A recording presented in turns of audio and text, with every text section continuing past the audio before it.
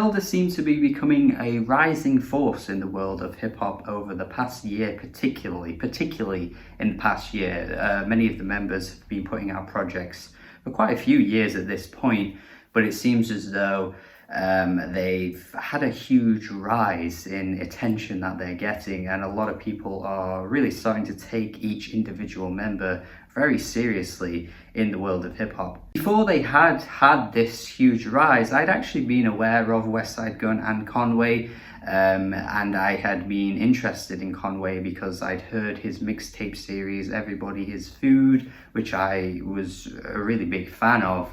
So to see them start to get this huge amount of attention, it seemed as though they were really going to start going places, and they clearly are, because they are incredibly consistent with releases. Like, Westside Gunn drops a few every year. Benny's not as prevalent with his releases, but Conway is another one as well who is putting out loads of projects in a short amount of time. Something that irritates me a little bit, particularly in the world of hip-hop, or any genre really, where artists just kind of churn out loads of albums in a short period of time. It can get really tiring, and with Griselda not really diversifying their sound all that much, because if I'm being honest, I really don't like Westside Gunn at all. Benny, again, isn't as consistent with releases, but I see where he's going. He could definitely become, an artist that I genuinely love in the future. And Conway, again, is kind of putting out projects that sound similarly each time. Even the Alchemist EP this year, which was good, was kind of very much in Conway's general sound and field, and it wasn't really anything new for his rapping. So with this debut album, considering he's been around for a few years, it's weird to think that this is a debut album here. I was not entirely that excited, but having listened to it, yeah, you know what, I'm really impressed with this. You can clearly see that he's put in a lot of effort this time around to try and change things up a little bit, even though a lot of the tracks still have that really grimy and hard as nails type delivery that he's been giving us since the start.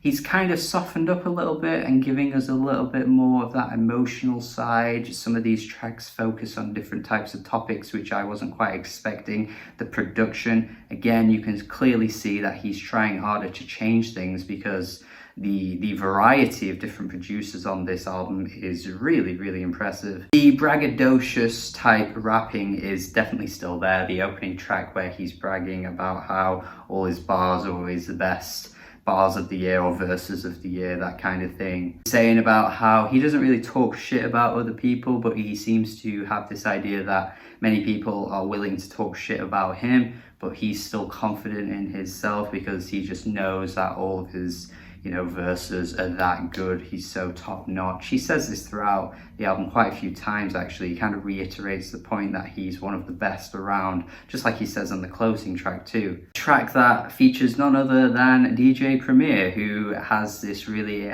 glossy type of production, the kind of like richness that you'd expect from DJ Premier, something that he's been doing for years and years and years now. Kind of reminds me of some like old Kanye type beat, kind of like celebratory, I've made it, I'm here type production, which Conway is clearly proud of where he's made it to, and he's still wanting to tell you that, yes, I am at the top of my game. We have features from DJ Loof. I'm not entirely sure what she's really doing these days. I remember she had a few hits a couple of years ago, but surprisingly, she manages to work her way into the track Fear of God, which they're both completely different, and yet when she comes through, it doesn't really sound out of place, but I could imagine to some ears that it does sound out of place a little bit. Lemon is honestly classic Conway, to be honest. We have Method Man on this track though, with his grimy as hell verse, which I think is fantastic and just adds to the atmosphere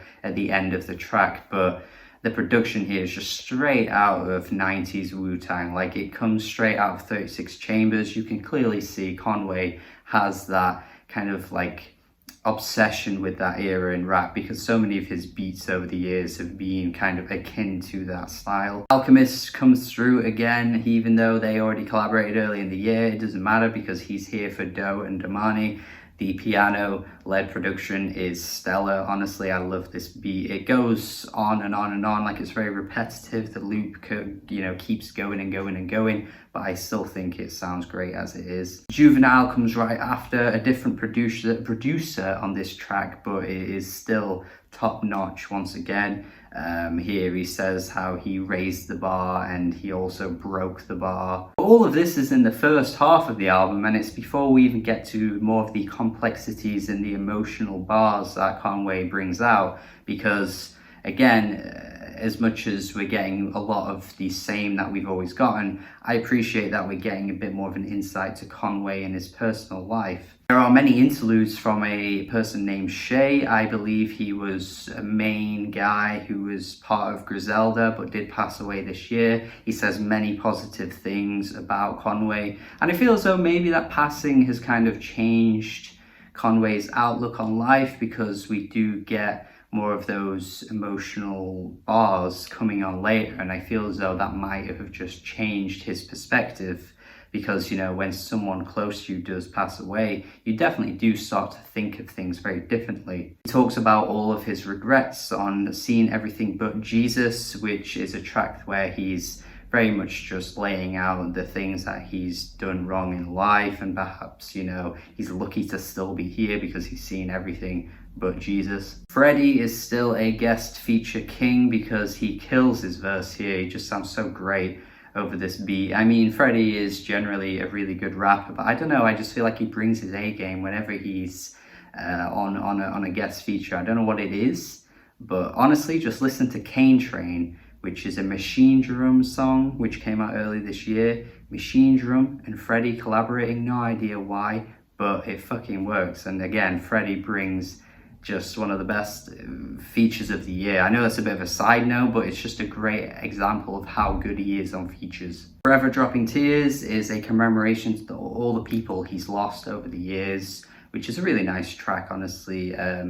It does feel like it's straight out of the heart from Conway. Really interesting production as well. Again, a type of track that production-wise seems very different compared to some of the tracks that you've heard from Conway over the years, particularly on Everybody Is Food. Frontlines is a really interesting track where he's talking about the death of a black man, or multiple black men that he's known over the years, where they've been killed at the hands of the police.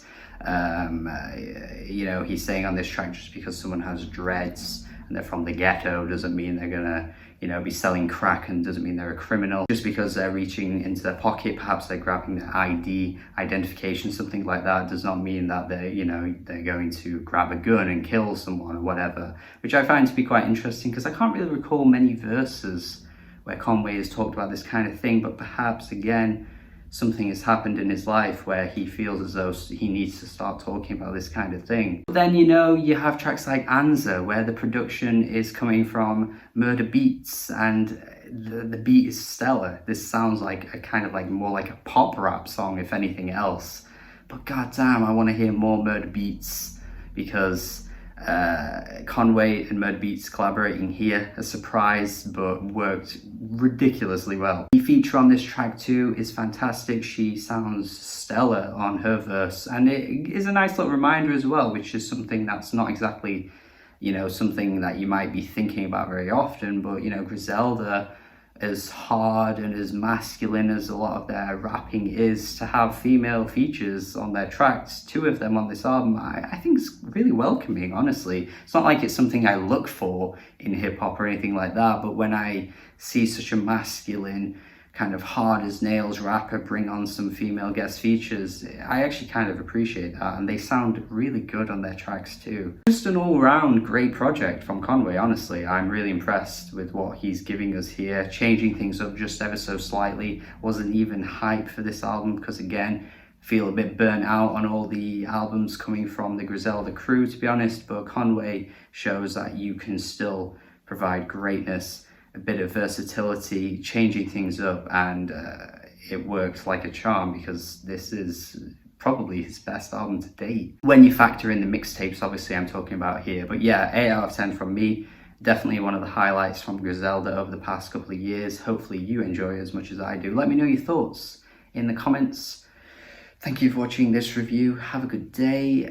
Tell me, what do you think? Hit me in the comments. Subscribe if you haven't already. And goodbye.